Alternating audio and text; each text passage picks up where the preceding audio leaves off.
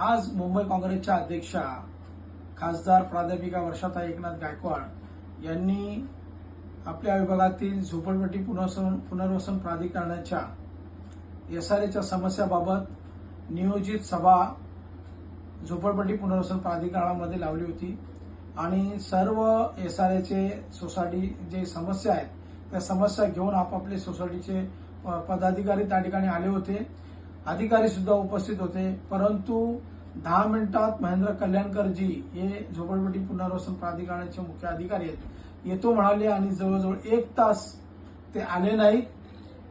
वर्षाताई गायकवाड या 1 तास त्यांची वाट बघत त्या ठिकाणी बसल्या होत्या. वर्षाताईने स्वतःचं इमारतीचे किंवा स्वतःचं काय प्रपोजल त्या ठिकाणी घेऊन गेल्या नव्हत्या, तर त्या जनतेच्या सेवेकरिता जनतेच्या समस्या मांडण्याकरिता त्या ठिकाणी गेल्या होत्या. अशा परिस्थितीमध्ये महेंद्र कल्याणकरजी यांनी त्या समस्या ऐकून सोडवण्याऐवजी त्यांच्या स्वतःच्या कार्यालयात बसून त्या ठिकाणी आले नाही. त्यामुळे आमच्या खासदारांचा त्या ठिकाणी अपमान झाला आहे आणि याचा आम्ही त्या महेंद्र कल्याणकरचा जाहीर निषेध करतो.